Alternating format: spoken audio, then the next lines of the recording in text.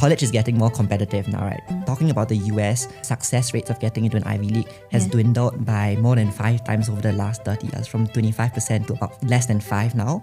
That's the average. It's not about the grades anymore because everyone applying to an Ivy League has top grades, but it's about how you can differentiate yourselves. What is your story and why should a school pick you over someone else? Coming from a Polytechnic, it was also much more challenging to get into a US university. The process of getting in is a lot more difficult if you're an international student coming from Asia, because the demographics do matter, whether you're high income, middle income, low income. They look at a lot of these different factors that kind of play into who you are as a person. What is the biggest success factor that would help people get into a top US university? The admissions officer needs to see how you would contribute to the school even if you might not be the best student. Essays play a huge role in that. 40% is the academic component. About 25% goes to your extracurricular activities. 10% would go to, and the other 25% goes to... Okay, let's go.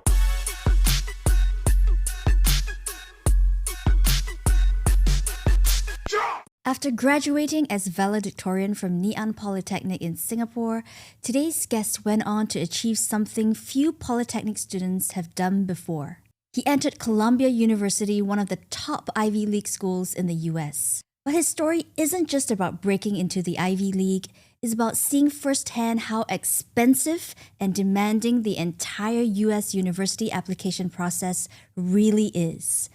I'm Nicole Lee, and welcome back to You Never Know, where we talk about life, career, change, and the stories of people that have taken the unconventional road and embraced the unknowns. Today's guest is 22-year-old Joash Lee, now the co-founder and CEO of Sedifly, an edtech startup that helps students navigate the complex journey of applying to top US universities.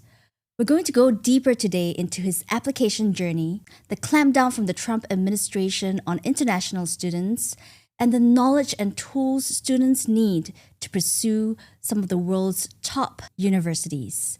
It is my absolute pleasure to welcome Joash Lee to You Never Know.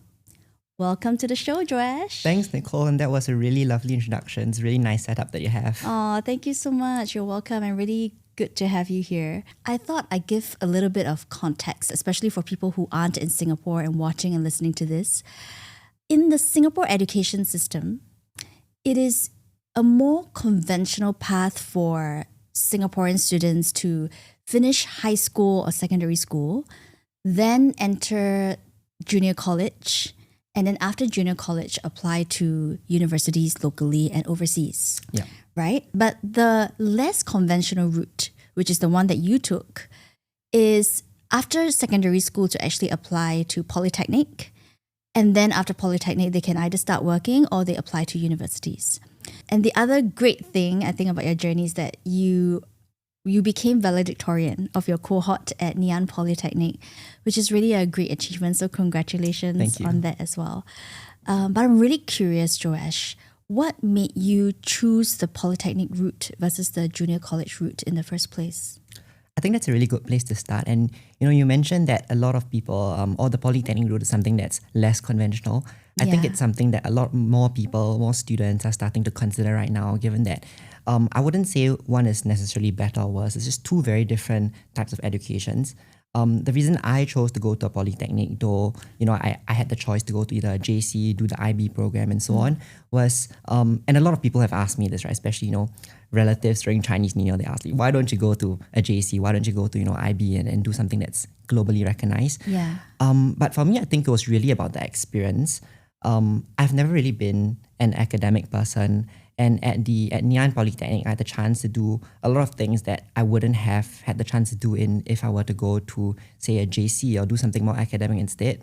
Mm-hmm. So I think the education that I got at Ngee Polytechnic, for instance, I was part of Sandbox, right, which was their accelerator or entrepreneurship and innovation club. Right. At Sandbox, I had the chance to do different, I had the chance to start businesses, I had the chance to meet like-minded people.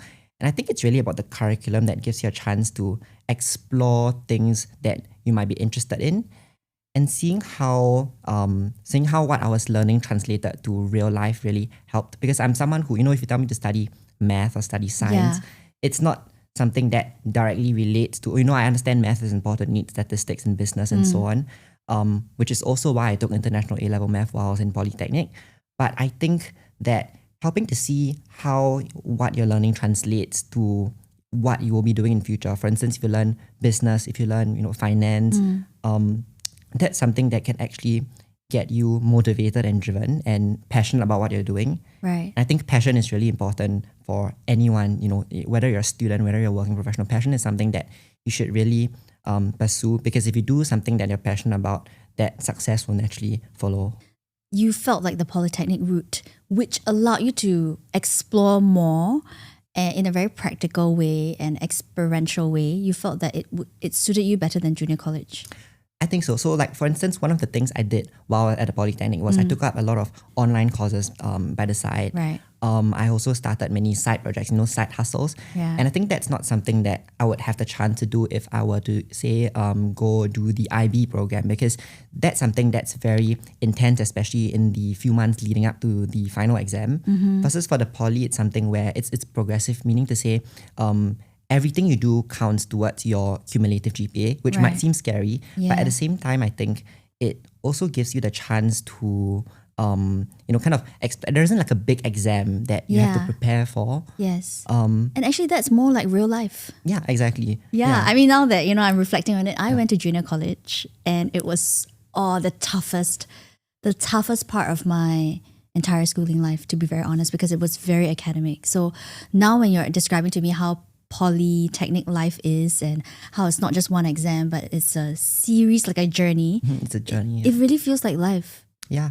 I think that's the good thing about it, right? So for me, my biggest takeaway from Poly wasn't just the the hard skills that I picked up. I think that's, especially because I took business in Poly, that's something that can be learned on the job, whether that's marketing, finance, and so on. Yeah. But it was really about the interpersonal and people skills, the people that you meet, how to manage a team as a whole.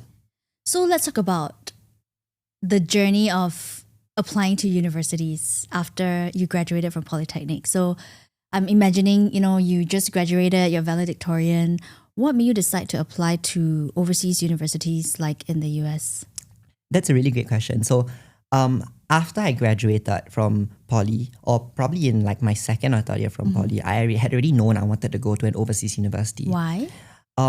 At first, I was aiming for the UK, more for the overall experience that I would get. I think it's something that's very different from what you would get in Singapore.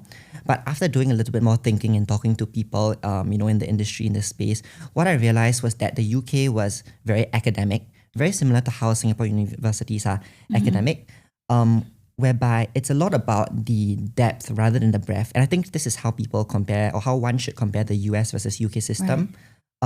I've always wanted to start a business on my own. I'm an entrepreneurial person, I would say. So I think that I chose to go to the US for its entrepreneurial ecosystem, whereby, you have accelerator, incubator programs, you get to meet people with like-minded interests. Yeah. Singapore does have a really vibrant entrepreneurial system, but I'll say it's like the US is on a totally different level, right? Because, you have Silicon Valley, you have like a lot of great startups that are there. And I think one of the reasons for that is also the culture that the US has built. I wouldn't say this is like, I wouldn't say every school is like this, but in general, the US has a culture where people are more open to sharing, collaborating.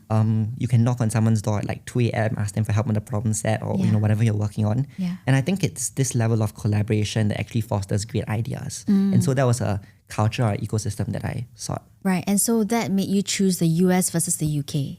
Yeah. Right? Okay, then how do you then choose which universities to even apply for? I think there are a number of considerations when you think about universities. So, like what many students might think of is, I'm just going to apply to the best university, but based on ranks, right? Yes. But what actually is the best? What's best for someone might not be what's best for you. I think that it really depends on what you want to study. So for me, I wanted to be in a major metropolitan hub. So it could be like New York, LA, Silicon Valley, San Fran. These are the cities where these cities have entrepreneurial hubs where it's bustling. There's people who share like-minded ideas. At the same time, it's very busy, which might not be. Oh, it depends on what you're looking for, right? So I think that's one of the considerations in terms of the location, the ecosystem, but also what is the major that you're studying. So certain schools might be known for certain things. Right. Wharton, which is part of UPenn, or Kelly Business School, which is part of Indiana University, for instance, might be known for business. So if you're looking for if you want to be like an investment banker in the future, or you want to go into consulting, these fields, then these schools might be more suitable for you. And I know people who have picked Wharton over Harvard or Stanford. It might seem like Harvard, Stanford's it's more recognizable. Yeah. I think one of the reasons for that is also that like Harvard, Stanford has the graduate programs, and because of that, a lot of people recognize the name. But even a school like Kelly might be more suited for someone wanting to go into if they're very set on I want to become a consultant or a banker or I want to do finance, then that may be a school that's more suited for that individual. When you say suited, what do you mean? Do you mean that the way that they teach you, or when you get out into the workforce, these businesses or these industries actually recognize your degree from these universities better? Both. I think it's about the experience you get there. So it's how the school fits you. For instance, if you go to Wharton, if you go to Kelly, chances are you'll probably be taking more finance courses, stuff that actually relates to what you want to learn in the future, which I think it's very important as well, because it's something that you're passionate about. Versus if you were to go to Harvard or say Columbia, chances are you would take something that's more I would say it's a liberal arts education, right? So you would take things like philosophy, you might take economics, you might take math, computer science, versus finance, marketing, and stuff that actually translates to what you'll be doing in future. And then in terms of the career opportunities as well, obviously there's what's known as feeder schools. So that obviously helps. I'm curious, currently then, how does a student actually find out about all these things? You just Google research or ask ChatGPT or? Yeah, so how I went about that process, and I think it's a very fragmented and opaque process because there's just too many schools, too many things to do. You could do it through research. You could do it by visiting the school's open house, but obviously that's not accessible for everyone. Yeah, you have to fly there. You have to fly all the way. Yeah, so there has been a surge of educational consulting firms as well, which have helped students try to navigate the journey. Right. And college is getting more competitive now, right? Talking about the US, Ivy League admission or success rates of getting into an Ivy League has dwindled by more than 5 times over the last 30 years, from 25% to about less than 5 now. That's the average. Ivy League school. Because more and more people are applying, or less more and less more spots? People are applying, and I think in terms of the spots, it's been more or less unchanged. Okay. But it's just that it's getting so competitive, and you have people with such incredible profiles that it's not about the grades anymore, because everyone applying to an Ivy League has top grades, whether that's your SAT score, whether that's your core curriculum, meaning to say if you're taking an IB or JC or your Poly GPA. But it's about how you can differentiate yourselves through extracurriculars, not just extracurriculars, but what is your story and why should the school pick you over someone else? Right. Okay, so if I rewind a bit, so because you don't even know where to start, there's so many universities, you don't even know what they are good at, what is, how it is affecting your career, the location and everything. A lot of people start by going to education consultancies to help them kickstart the whole university application process. Yeah, I think you'll be right to say that. And some of these kids come in really young, even like 12 or 13, to kind of navigate that journey. Oftentimes I think if you come in at age, it's the parent who wants to push the kid to go further. Wow. So yeah, it's a lot about getting them to build their profile from such a young age, or taking tuition. Singapore and in Asia in general, we have that culture of taking a lot of mentoring, a lot of tuition classes outside of the curriculum. So that's something a lot of the parents push for to help their kids navigate, with the end goal obviously of getting into college.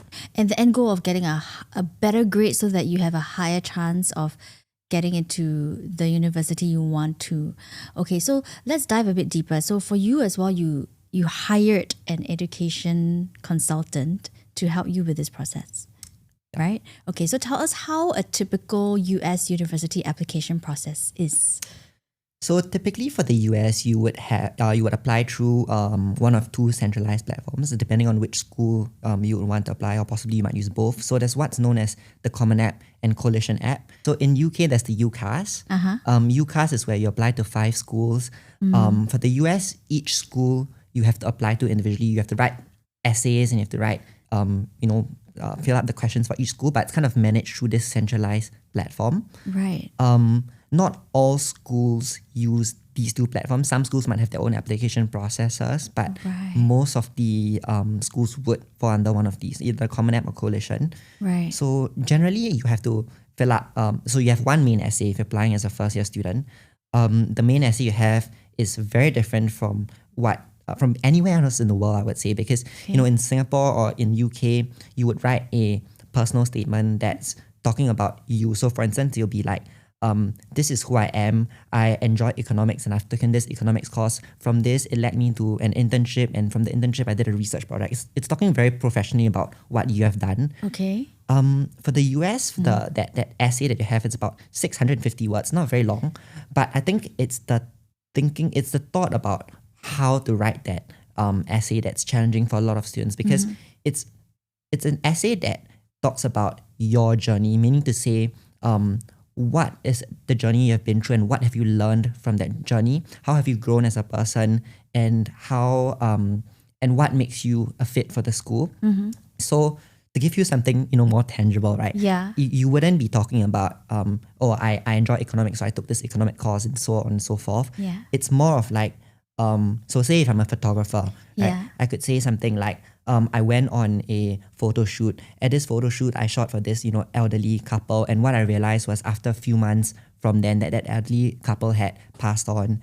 And because of that, it taught me the importance of enjoying the moment and, learning to treasure every second that we have. Something like that. Wow. It has to be that kind of story. But at the same time, it can't be too fluff, right? You can't add, it needs to share something that's you and that communicates to the admission officer how you've grown as a person and how you would fit into the school. Yeah, it's almost a sort of reflection and introspection that you would have honestly much later in life. Yeah, I think that's the challenge for a lot of kids, a lot of students. That's why it's so hard. And like, how do you know when you're 17, 18? Yeah. Like, how do you write something that's so compelling yet you have to balance between that fluff and that storytelling and something that actually tells the admissions officer who you are. Oh, wow. I think it's honestly very difficult because I'm much older than you, and only recently, over the past few years, did I sort of really look at myself, look at my life, look at how things have been, how the experiences have been for me, and now looking at things in a very conscious way, and it takes a lot of inner work to actually get to the level that makes all these experiences and how you feel come across in a very authentic way. So it's almost as if someone has to help you. Yeah, I think you mentioned a keyword there, authentic, right? I think it has to be your true self. It can't be something, you can't take someone else's essay and pass it off as your own, because what might work for them might not work for you. Yeah. Admissions officers have read thousands of these essays, right? So they know when something is fake, they know when it's too much fluff or it's not you. And so, I think that has kind of led to the rise of educational consulting firms, which have tried to help students navigate that journey. Wow. Well, the main challenge is that, and I think you know this, educational consulting firms are really expensive, right? Yeah. Out of reach for most of the population, I would say. Yeah. So to give you an example, a traditional consultant would typically charge at least $10,000. Wow. But I would say most packages, if you come in 1 to 2 years before your application year, would range from 20,000. If you come in when you're 12 or 13, some really well-to-do or unfortunate families even pay up to millions of dollars for a service like that. No way. Yeah. A one-off thing. So if you're paying that kind of money for a service, it's usually you come in really early and then they kind of mentor you throughout, but you pay the sum either upfront or through installments. Yeah. Whoa, millions of dollars. Yeah. For someone to guide you through the journey for about 6 years until you graduate from high school or junior college or Polytechnic. So that would typically entail not just the not just college, applying for college, but it would entail also building your extracurricular profile. It would help with tutoring as well, whether that's for academic subjects. Right. Okay. On one hand, it favors people who are from wealthier families. That's one, which we can talk about later. But two, I want to dive deeper into your application process then. So let's say you talked about submitting essays, okay? Tell us more then about what you wrote, and also then subsequently what else matters in terms of successfully getting into the university that you were applying for. Yeah, so I think for me, the story that I just shared, the photography one, was what I wrote in my first year applications. Okay. And other than that main essay, each school in the US typically has its own short answer questions. So these would be, like tell me why you want to study here, what do you want to learn, how are you going to contribute to the community, which is known as the community question. Each school typically has its own variation of that. A community question. Yeah, Okay. in terms of how you would fit in and what you would do. Basically, you need to sell yourself to the school of in terms of why the school should pick you and why the school should take you instead of someone else with just as good grades as you. Right. The challenge that I see a lot of students falling into the trap of is, so you have to sell yourself, Yeah. but at the same time, you don't want to just sell yourself and say, I'm really good and so on, but you need to show the school or the admissions officer why they should pick you, meaning to say, how are you going to contribute to the school's community? How are you going to add value to the school instead of just being someone that's incredible and because the school like Stanford and Harvard isn't looking for someone who's just gonna go there, spend a year and then drop out, right? They want you to actually value the quality of education and graduate and have learned something from the education. So the school wants to see how a student might be able to add value. Wow. Yeah. Wow, and it's actually really difficult because it's almost as if at 17, 18, you have to have a vision of your life. Yeah. Because you're applying to so many different universities. I don't know how many you yourself applied. But I'm just imagining I'm a student, I'm 17, 18. At that time, I have no idea what I wanted to do or who I was. But then I have to put myself in the shoes of a 30, 40-year-old, having this vision of life so that I can express myself in a unique, authentic way so that I can also showcase and convince the admissions officer that you should take me. And because you apply to so many different ones that have different contexts, different values, different unique selling propositions, you then have to tailor to each university. Yeah, you do. And it's not just your story and which school would fit you, but in the US, there's what's known as, early decision, early action, restrictive early action, and then there's the regular decision. So there's so many of these technical details that you have to navigate and you have to see, which would suit you. So early decision, for instance, is whereby you apply only to one school, you apply early. You have a higher chance of getting in that school, but it's binding, meaning to say if the school gives you an offer, you have to take that. You can't say, I'm going to decline this. If not? If not, you can't apply to other schools in the US. You could do schools outside of the US, but I think that kind of blacklists you, because it's a binding thing. Oh, wow. Yeah. So all these and all these things you have to know quite far in advance in order for you to then work backwards to see when you apply? Yeah, so it's it's a journey that's very complex to navigate. And I would say that most people, so for myself, I applied to somewhere about 10 schools, which is already considered below average, I would say. Right. Most people would apply to 10 to 15. There's some people who apply to 20, 30 schools, and you have to think of it like each school you apply to, you have to write the short answer question. So it's not as simple as just clicking a button, right? Yeah. In the UK for UCAS, it's more of just you write one essay, you send it to the 5 schools. That's the limit. Right. You can't have more even if you wanted, and it's just that one essay. But US, you really have to think through the whole process because which school do I want to apply? I have to pay application fees as well. Which is quite expensive, right? As well. It's more than in Singapore. It's somewhere about $80 to $100. Right. Yeah, but I think it's about the time because you imagine you have to write so many essays for each school. Yeah, so that's something that's very tiring. So how far in advance does a student have to start thinking about all these things? Ideal time to start thinking about this, I would say, is more than a few years before you actually apply. Wow. Most students, I would say, start thinking about it a year before their application is due. There's some students who also, are very last minute and rush, and sometimes it works for them, but that's not the most ideal. Right. So they usually, some students would come in, say, a month before, but that's very rushed, right? Because you have to think about your whole life journey. You have to think about how that translates to the application and write something.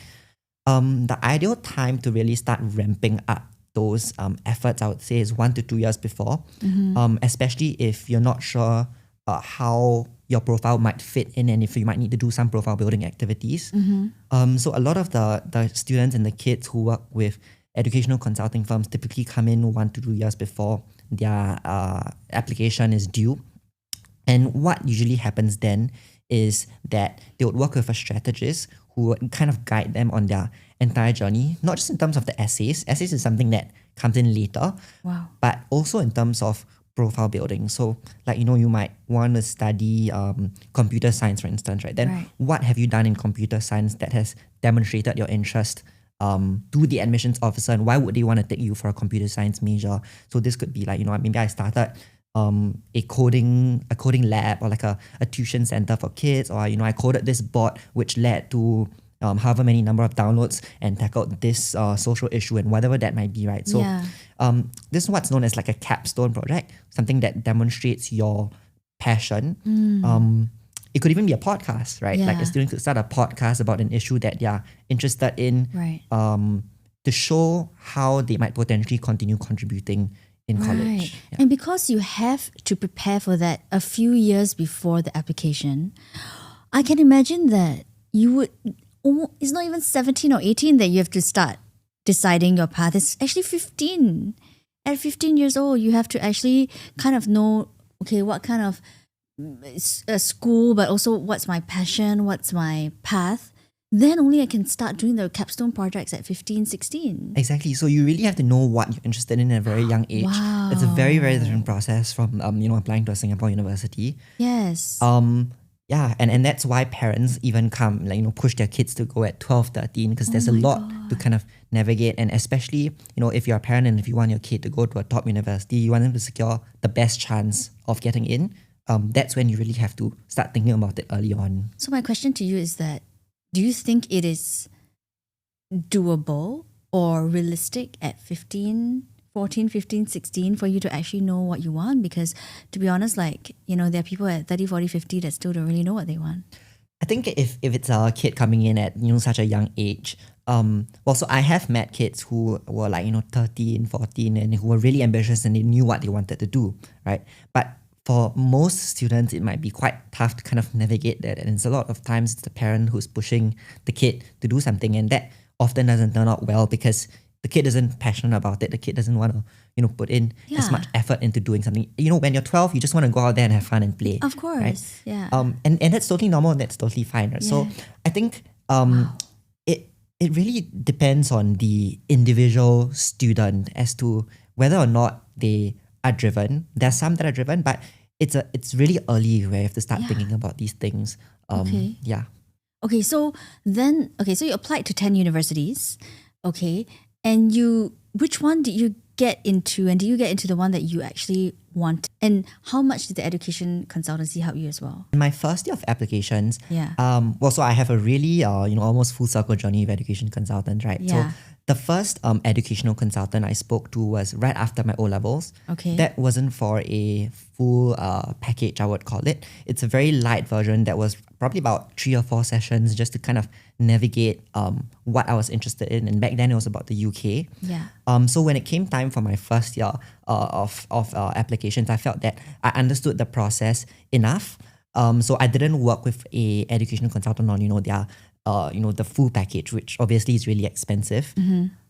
So for my first year, I applied to some colleges in the US, and I got an offer from Kelly School of Business, which was Indiana University.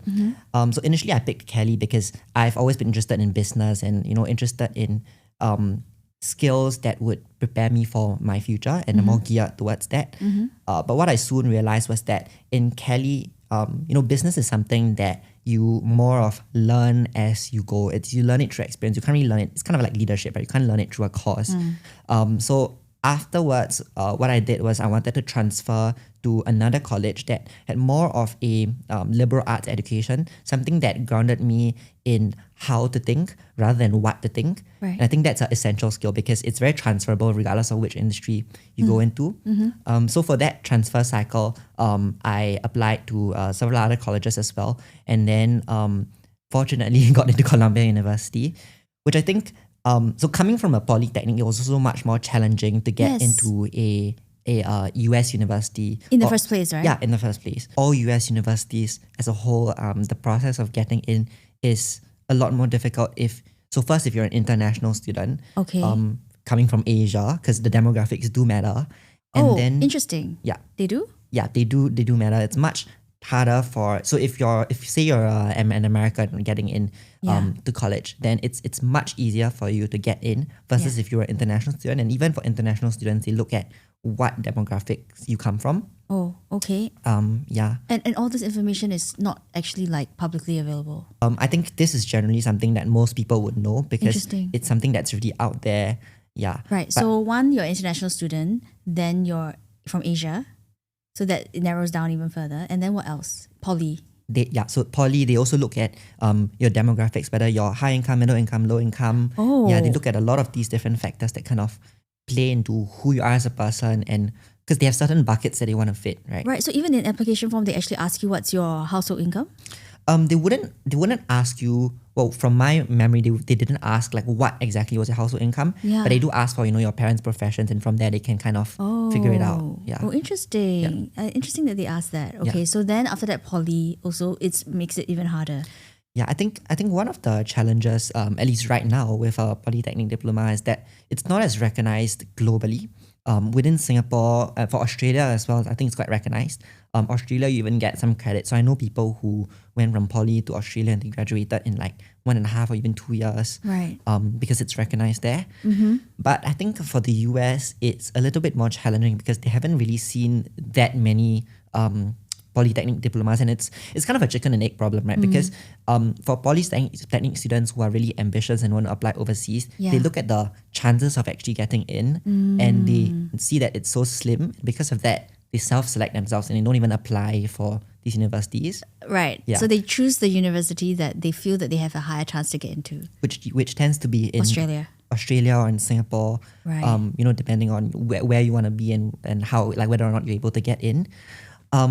And I think the reason I say it's a chicken and egg problem is that because less students are applying because they self-select themselves, there hasn't been a lot of, I would say, active pushing or advocacy to kind of make the diploma more recognized globally. So like which should come first? Like should the students apply first, or should the government focus on kind of getting the... I get it. So what made you then have the belief that you could enter a US university? I've always had the mindset of, well, I think it's the name of your podcast as well, right? You never know. You never know if you never try. And so I knew that I wanted to study overseas. And my mentality was that, if I'm going to be studying overseas, I want to get the most bang for my buck. I want to get the best exposure I possibly can get. So the university that I went to, like, obviously wanted it to be something that is comparable or better than what I could get in Singapore. Yeah. So one of those things was obviously, the experience that I would get in the university abroad. Yes. But also in terms of what I would be learning and kind of the career opportunities that would stem from. That will open so many doors for you. First of all, I wanted to say that, what you've done and the belief that you have in yourself to be able to enter a top university, enter a US university in the first place, coming from Polytechnic, is really commendable. Thank you. Yeah, I mean, and I think that more and more people, not just young people, need to hear that it is precisely the belief that you have in yourself. And it is possible. Like you never know if you never try. Yeah, exactly. Yeah. Anything is possible. And I'm only learning that, recently, that anything is possible regardless of your circumstances, regardless of what you believed in before, regardless of what your society, family tells you as well, that anything is possible. So I think it's a really great approach to life, right? So you entered Kelly Business School, and then in your first year, you decided to change university. Why did you want to change? I think it's a lot about the ecosystem that was at Kelly. So one of the reasons, other than, I wanted to study something that was training me how to think, not what to think. I think business trains you a lot about finance. These are how you should prepare your accounting statements and all of those different things, which is something I could learn through online courses. That I already know, having had that work experience, and I've learned in the Polytechnic as well. Yes. But it was more about, I wanted to learn things that train me how to think. So, for instance, logic. I took elementary logic in when I was in Indiana University, and that I found it to be a really interesting subject because it was a bit like math, a bit like philosophy. It's kind of a blend of everything. Yeah. And I found that to be really interesting, though it might not have necessarily translated to what I will be doing in future, because no one's going to ask you to write Greek symbols and all of that, right? But it's about the process that it puts you through that I enjoyed. And I think the other big reason was about the location. Kelly is in a really small city called Bloomington, and the nearest major city, so the nearest city is Indianapolis, but there's not really very much happening in Indianapolis. The nearest major city is about 4 to 5 hours away. It's Chicago. Okay. And it's not accessible. Like even on weekends, you can't just, just say I'm gonna drive 4 to 5 hours or, take an hour flight. Yeah. Not that cheap either, although you might think domestic flights, but I get it. Yeah. So I think that was And that you didn't realize when you were applying for? Yeah, I think it's something that you only kind of understand once you're on the ground and you go through that experience. Yeah. Just like applying for a job too. Yeah, you don't really know how the company is as well. Yeah. Right. So you felt that the location and the what you were learning as well wasn't really optimized for you. And so you decided to apply to one of the top Ivy League schools in the US, Columbia. So how do you switch from Kelly Business School to Columbia like halfway?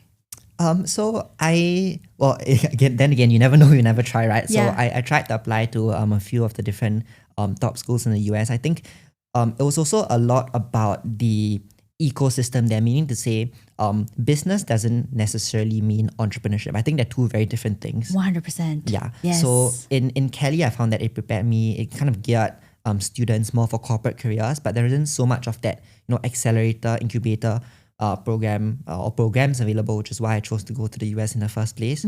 So what I kind of did to prepare my application, my transfer application when I realized I wanted to transfer was, first I think, ultimately it still is an academic institution, right? So you have to have the grades. Yeah. You have to ensure that they're top, because everyone applying to transfer, if you're an international student, has a perfect GPA, they have really competitive extracurriculars and all of these things.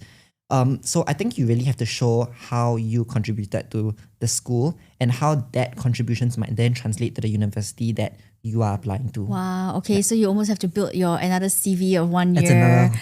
so that you can tailor your experiences to the upcoming university that you want to apply to, which is Columbia. Yeah. Right. And then you wrote in and then you got it. Yeah, I did. Yeah, which is surprising. Honestly, that's really, really cool. I wanted to ask you a question about a recent development in the US as well, where I think in May this year, 2025, the Trump administration had announced some visa restrictions on new international students going to Harvard. When that news came out, how did you and your peers feel? I think there has obviously been a lot of uncertainty. When the news first came out, to be honest, it wasn't something that we kind of like were actively thinking and worrying about. So I think it hasn't really affected, so things might have changed since then, but back then it didn't really affect the undergraduate programs. It was more of the graduate programs because of the funding cuts and so on. And so I was in a research program at Indiana, and what I heard from my professors was that it's getting a little bit more challenging to do, you need to spend money on certain research things because their budgets are being cut. There might have been some hiring freezes and so on.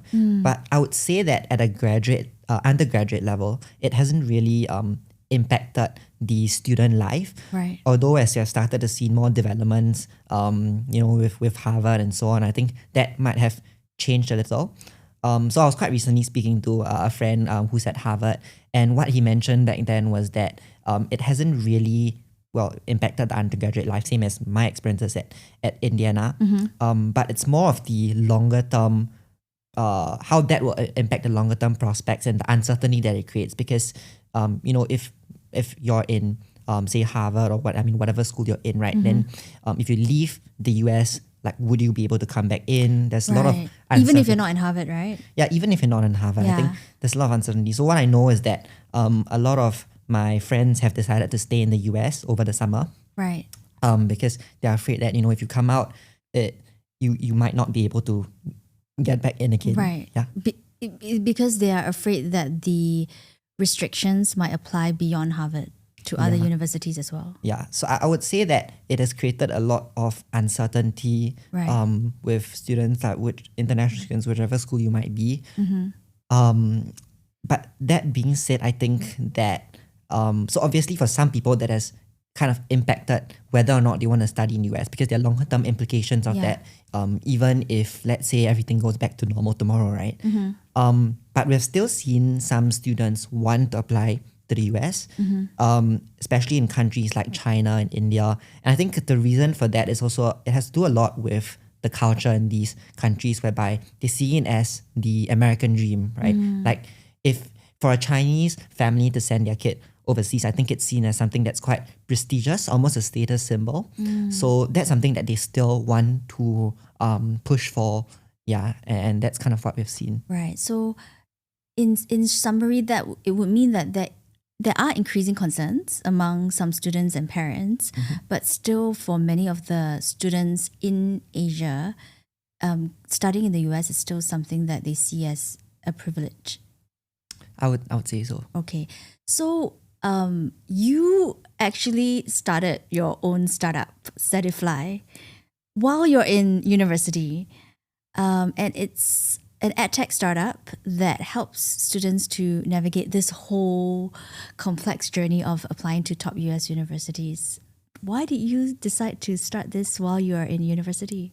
Yeah, so I think this is a question that I've got from a lot of people, right? So just for some context, I also do VC. I'm in venture capital. Okay. I'm a general partner at a Web3 AI fund, and one of the questions that I got from people in the space and my friends is that, they looked at me and they said, Joash, you're a GP at a Web3 AI fund. That's something that's so sexy. Why build in education, which might not have the it's not as sexy as building something that's AI, especially with everything that's happening in the ecosystem right now. But my answer to them was kind of, this is something that I've been through. I've been through, the full circle journey, first as a student and then working, and then now hopefully starting something that makes an impact. And I've seen the challenges that people or students have faced. Kind of the problem that we are trying to solve is for students who are applying to universities abroad and might not necessarily be able to afford what a traditional consultant is charging, but at the same time, they are out of reach of what a NGO would serve. So the NGOs like QuestBridge, Project Access, they kind of do the same thing. Well, maybe not the exact same thing. Not the service might not be as comprehensive, but help students navigate that journey. Right. But kind of the sandwich class, if you think of it, right? You can't afford a traditional consultant, but at the same time, you're not served by an NGO. Get it. This sandwich class that I've noticed is kind of underserved, and they're lost with how to navigate the college admissions journey, which is complex. They face the same set of challenges, but there isn't that help. So anecdotally, I spoke to a few of my peers in Polytechnic who were interested in studying abroad, but they just didn't see that they just didn't see how they might go about that process, and they felt that they didn't have a good chance of getting into university. So they self-select themselves.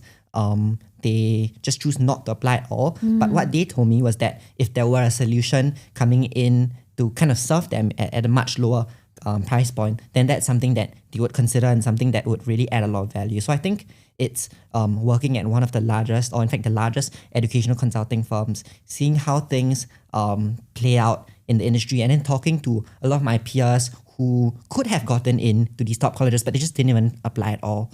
That kind of sparked me, and kind of made me want to build this. Yeah, giving students who don't have that,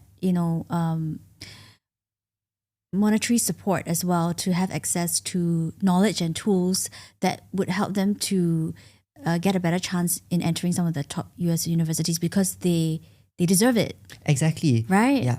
And I think a lot of times it's about seeing, speaking as a VC, from a VC background, a lot of times it's about seeing a problem or identifying a problem that's really happening and developing something to solve that problem, rather than creating problems of your own and trying to solve it, or just doing it because it's the hype right now. Oh, 100%. Yeah. So that was something that I saw. It's a space that, I kind of have the background in. I kind of understand how to navigate that journey. And so it's something that it's almost like low-hanging fruit, right? Something that I wanted to do and a problem that I wanted to solve. Yes, and I think it's for someone who has gone through the journey and knowing how difficult it is and expensive it is. And we can talk a little bit about how how it was inside an education consultancy was like. But I think it's because you went through it, you know how difficult it is. You want to actually help people to solve that problem. Yeah, it's a lot about seeing the challenge for yourself and wanting to do something about that. Right. I think one of the big issues with a lot of these traditional consultants, I would say, is that they tend to be sales driven, and I don't blame them for that. They are a for-profit business. Operating as a business, if you have investors especially, you need to think about how you're going to maximize shareholder value. And a lot of times maximize shareholder value is thought of in terms of profits, though there are other ways you could maximize shareholder value. And so because of this sales-driven mindset, it's a lot about what would generate the most profit, what would give me as a salesperson there the best commissions, rather than what adds the most value for the student. So there's kind of that conflict or that tension. Right. So which means that they charge very high, in terms of fees. You said from tens of thousands to millions. But at the same time, because you've worked in there, you can see that actually the students are not getting the most bang for their buck. Exactly. So it's not just about the money that they're charging. Correct. But oftentimes you're selling all these different packages that the student might not even need. They struggle to actually consume, the hours or the packages that they have purchased. And like where's the value added in that, right? For the student, I'm paying so much, but I don't even get what I really need. It's just something that's expensive. Right. Yeah. So basically, they instigate you to buy all these packages, but it may not actually be needed. That was kind of the challenge that I noticed. So the way that we're kind of doing things with Sedifly is that we want to... so Sedifly is the name of my startup. Yeah, I know. Like a nice t-shirt. I need to make one for the podcast too. Yeah, so the way that we're kind of doing things with Sedifly is that we want to democratize that process for students who might not be able to afford a traditional consultant. Okay. And the way we're doing that is we're starting off with a scholarship, meaning a merit-based model. If you have the potential and we believe that you have the what it takes to get into one of these colleges, then we're going to support you regardless of whether you're able to afford it or not. Oh, okay. Yeah. That's great. And I think beyond that, we also want to scale this to a financial aid model. So financial aid, if you're someone who applies to the US, especially if you're an American, because of how expensive college is in the US, most students will be on financial aid, even if you come from a upper middle income family. Right. So we kind of want to replicate that model, but with educational consulting. Right.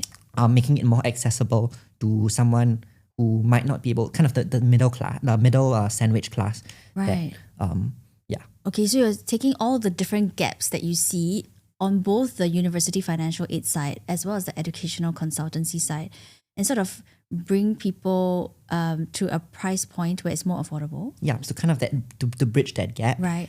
I think there are there are some reasons behind why we're doing this, right? So if you think about an NGO or a non-profit, the issue with that is that it lacks scalability. It requires donations, it requires time from mentors to help students navigate, and you can't possibly serve everyone in the world. So we have a non-profit arm as well. Okay. But beyond that, we also want to help the middle segment who is able to pay, say, maybe something like 3 to 5K for a service like this that might guide them, but just not at the 10K level. And that for-profit arm of our business, I mean, we are still a business, right? Yes, and I think we're able to do this because of two things, I would say. First, we have modularized our curriculum that allows us to bring costs down. Not just costs down, but I think we are able to increase the service because we're able to have some level of consistency between the different strategies that work with students. And I think this is a problem that a lot of boutique consultants face. You just leave it up to the individual strategists they're working with, which at times the strategist is good and they are able to deliver the curriculum well to the student. But at times also, and I think quite often the strategist doesn't know what they're doing and they just saying whatever they feel like saying to the student. Right. And I think something that's really important in this industry is that you need a consultant who understands how to work with students. What I like to say is that being a educational consultant, a good educational consultant is very different from being a McKinsey consultant, right? Yes. You need that pedagogical approach, teaching and like to work. You need to be someone who loves working with students. And so that's kind of one of the things that we're doing. And then the second reason we're able to bring the cost down by so much is that this industry has historically had the luxury of 80 to 90% gross margins. Wow. And so even if we bring the cost down to say a 3 to 5K price point, we're operating as a business that still gives us some healthy margins. And I think we're able to open access and operate through scale in the segment of the market that really needs this the most. Would you use AI as well? I think AI is something that we've been thinking a lot about. Whether there's AI, so is the question AI for our internal processes or AI as a tool that helps students navigate? True. Well, it could be either way. I think it probably you see what makes most sense for you operationally and also from a consumer point of view. But I think that's you mentioning that's something that you would. That's something that we're exploring. So one of the things that has been on my mind is like how AI might come in as a tool that provides 80% of the service a traditional consultant would provide, but coming in at 5% of the cost. There have been some upstarts that have tried to plug this gap using AI. So there's like Admin EOE, there's Subs, there's Athena, and a lot of these different companies that have done this. But I think the main issue that they have found is that it's a really tough market to penetrate and hard to get it to a point of critical mass where it scales sustainability. And the reason for that is because if you think of this as a SaaS solution or AI as a service solution, chances are students would only be purchasing the AI maybe say 3 to 4 months before the application is due. Say they're paying $20, right? Then the LTV of that is like $60 to $80. It's very different from a Google Drive or a Dropbox where it's sticky and there's a moat which it locks you in the ecosystem. Even though Google Drive might be charging $5 or whatever that is, once you're in, the LTV is usually quite high. It's quite hard to switch out. And because of that, most of the AI upstarts building a tool like this have failed to kind of get to that point where it's sustainable. Right. But yeah, I get it. Yeah. It's which part of your business model would one make the process more efficient for you and for them, but also not killing your business because that you're charging too low for actually what it's needed for a successful US university application process to go through. Yeah, but I think we've done a lot of thinking about this challenge, and what we feel is that there's a lot of potential for AI to come in as a tool that provides that 80% at 5% of the cost. The challenge is just then how to bring it to market and what are the distribution channels, whether that's B2B, B2B2C, and so on. And I think that right now we are in a very, AI is in its relatively nascent phase as well. Of course, whereby, yes. You can't fully rely on it. Yeah, so I think it's a lot about overcoming that awareness barrier. So that ties to distribution as well as the value barrier, which is, there's so many AI chatbots out there like ChatGPT, Perplexity, Claude.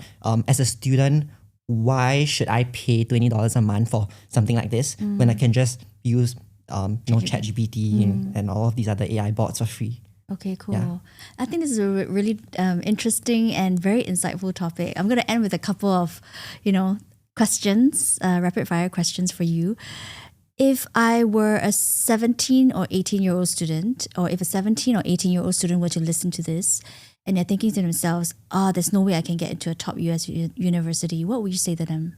I would say to them that you have a real shot of getting into the university and just try. In fact, one of our US strategists didn't graduate as valedictorian, didn't have the best grades in Polytechnic or the best profile, but because of the story he told, he got into an Ivy League, into Cornell. And so I think that was a really incredible and inspiring story in terms of how he shared his journey. He's I'll call him a master storyteller, right? Wow. So awesome. Everyone has a chance of actually getting into college, even if you might not have the best profile.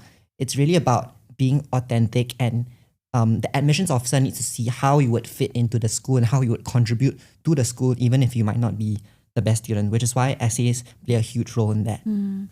I love it, and I love that story, and I love also the whole topic about storytelling. Yeah, you know that I'm also very, very passionate about strategic and authentic storytelling. So this is great. What is the biggest success factor you see that would help people get into a top US university? I think also there are factors that you can control and the factors that you can't control. Generally, when you break down an application to a US university, I would say that 40% is the academic component, meaning to say, your grades in school, your IB or A levels, as well as the SAT, which is the standardized testing. About 25% goes to your extracurricular activities, so passion projects that you've done, and so on. 10% would go to interviews, if there are interviews, and then your teacher recommendations as well. I think that would play a notable component, because I think that what the admission officer is looking for is how this student has performed in his or her high school and whether or not he would be able to contribute actively to class discussions. So that kind of is the breakdown of what is most important. Ultimately, I think I would say that and then the other 25% goes to your essays, which is like what the story you tell about yourself. So ultimately, I think I would say that although the US gives you a chance to explore a chance to share, an avenue to share your interests in terms of whether it's through extracurriculars and your essays, that academic component is still really important because it ultimately is still an academic institution. So you need to have that academic grades to bring you past the first bar, but you don't just need that because it's so competitive. That just brings you past the first bar. You need to have that extracurriculars to boost you. Got it. Yeah. Last question. If there was one thing you could change about the Singapore education system, what would that be? In 2 words, I would want to make it, that's more than 2 words, but I want to make it less academic. And the reason I say that is because I think the Singapore education system trains students to be really good workers and good at what they do. Almost as if you're a good photocopier, you listen to your boss at work, you get your things done on time, but it doesn't really prepare students to be innovators. And it's a really different thing, right? Which in the US, if you see, I think there's a lot of opportunity and there are many avenues for one to express themselves and think creatively outside of the box. So I think that the Singapore education system needs to give students the opportunities, and I think that the government has been doing a good job of this, right? With the different programs like accelerator and incubator programs. But I think that we need to give students the chance to explore their interests beyond what's academic, because the real world isn't just about doing well in math and in science and in literature, but it's about how does this prepare me for the future and how do I explore those interests? 100%, I totally fully agree. So thank you so much, Joash, for your time today and all the interesting insights on the US university application process and your own journey as well. So thank you so much for your time and looking forward to seeing you again. Yeah, this is really fun. Thank you for having me. No problem. Thank you.